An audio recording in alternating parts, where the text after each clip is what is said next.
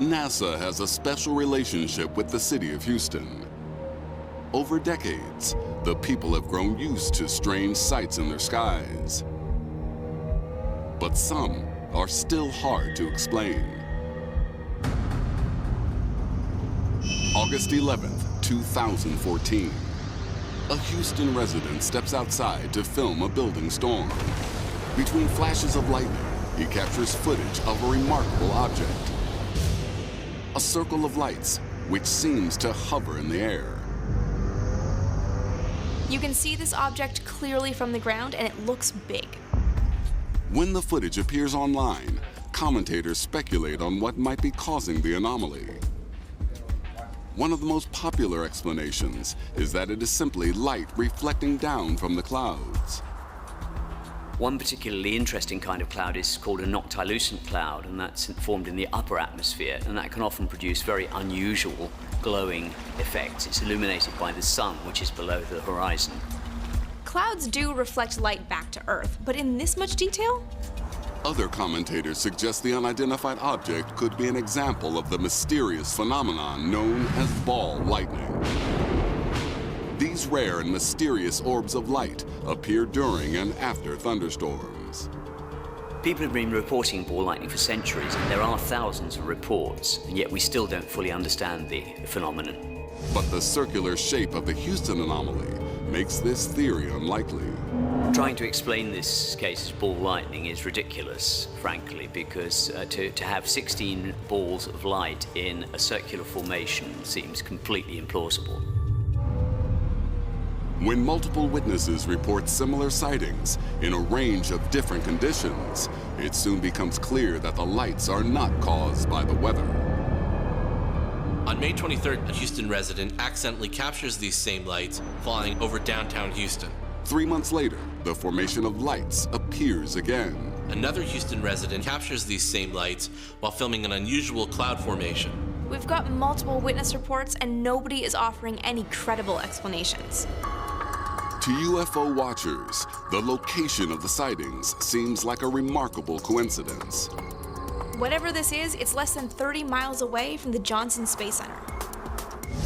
There is even wild speculation that this could be evidence of aliens spying on NASA. In TV, in film, flying saucers are synonymous with aliens.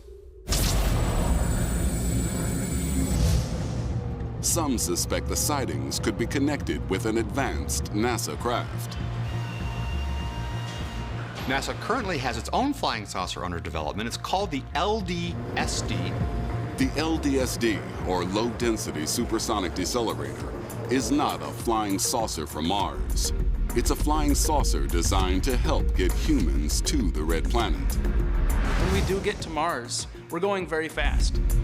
We have to spend a lot of energy and propellant that we've brought with us to slow ourselves down. Well, another way to slow yourself down is to skid across the atmosphere of Mars. The LDSD is a two-part system. It has a thruster that initially fires to slow down the craft, and then it has a large ring that acts as an air brake. The LDSD is not a theoretical project that exists only on a computer. NASA's actually built it and flown it twice. This thing's real.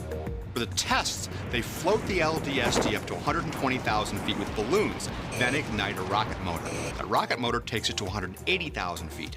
When it reaches Mach 4, the rocket detaches and the LDSD drops. The Johnson Space Center is just 20 miles from downtown Houston, but it is an unlikely venue for testing an advanced craft like the LDSD. There are a few reasons why this is probably not the LDSD. The first two tests that didn't go as planned, the large parachute that was to slow its final descent, failed to deploy. LDSD falls a long way. This is the big reason why they're not operating it over Houston or any other city. After months of speculation, an answer to the mystery comes from Houston locals. As a Houstonian, I have a potential explanation that's much more down to earth. Driving along our freeways here, we have very distinct streetlights. They're circular in nature, they have multiple lights. In fact, Even during the day, they sort of look like UFOs. This is actually a lens flare created by this light. This light is actually made of a ring of lights. This ring of lights creates the lens flare that we see. And so unfortunately we don't have a UFO to look at.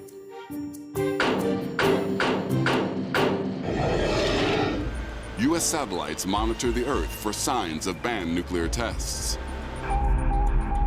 This was the Cold War. There was deep distrust between the United States and the Soviet Union. They detect an energy signature resembling the detonation of a nuclear weapon, but the location makes no sense. When they started to try to piece together where on the Earth this happened, they realized that it didn't happen on Earth at all. Why would anyone explode a nuclear weapon on the moon? I think this is insane.